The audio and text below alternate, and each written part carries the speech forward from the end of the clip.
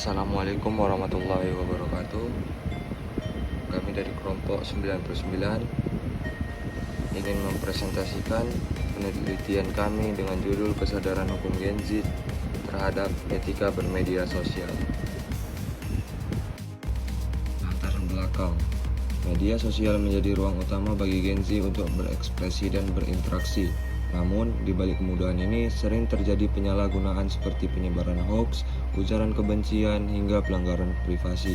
Banyak dari pelaku tidak sadar bahwa tindakan mereka melanggar hukum. Disinilah pentingnya kesadaran hukum agar media sosial digunakan secara etis dan bertanggung jawab. Lanjut ke rumusan masalah. Kesadaran hukum Gen Z dalam menggunakan media sosial masih menjadi tanda tanya besar. Apakah mereka tahu batasan etika dalam berkomentar? Apakah mereka paham konsekuensi hukum dari unggahan mereka? Dan yang tak kalah penting, bagaimana meningkatkan kesadaran tersebut secara efektif? Lanjut ke tujuan.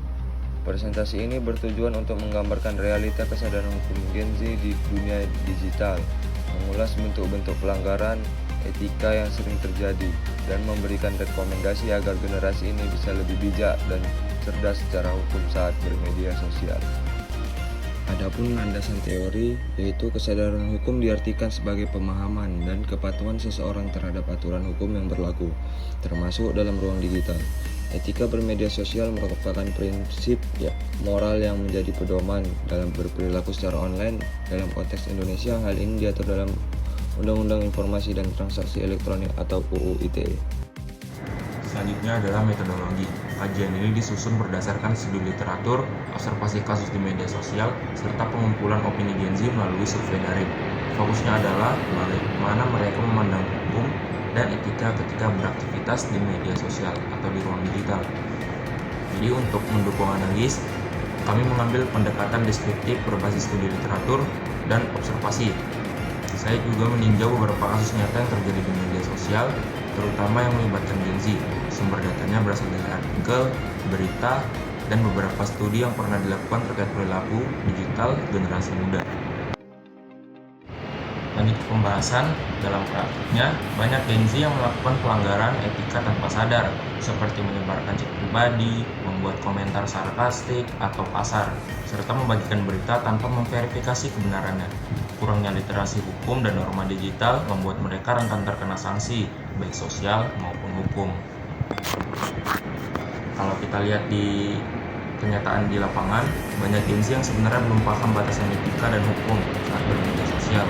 Misalnya, mengunggah isi percakapan pribadi tanpa izin, menyebarkan informasi pribadi orang lain, atau berkomentar kasar karena merasa bebas berekspresi. Jadi, kita masuk ke studi kasus.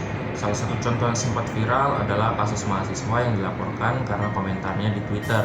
Meski dianggap cuma bercanda, ternyata komentarnya masuk dalam kategori pencemaran nama baik menurut UU ITE. Kasus ini menunjukkan bahwa satu postingan bisa berdampak hukum nyata di dunia nyata.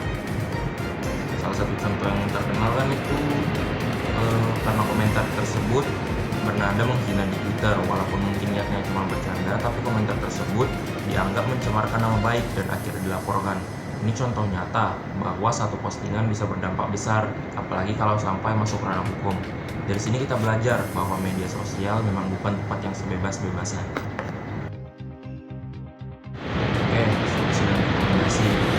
Lakukan pendekatan yang efektif untuk meningkatkan kesadaran hukum Gen Z, sosialisasi UU ITE secara kreatif, pelatihan etika digital di kampus, serta peran aktif influencer mengedukasi publik tentang etika online sangat diperlukan agar ruang digital menjadi lebih sehat. Supaya Gen Z nggak terus-menerus terjebak dalam pelanggaran seperti ini, perlu ada edukasi sejak dini. Kampus, sekolah, dan bahkan komunitas yang harus mulai memasuki materi etika digital dan hukum di medsos. Selain itu, pendekatan yang kreatif juga penting, misalnya lewat konten di TikTok atau Instagram yang menjelaskan hukum dengan cara yang relatable.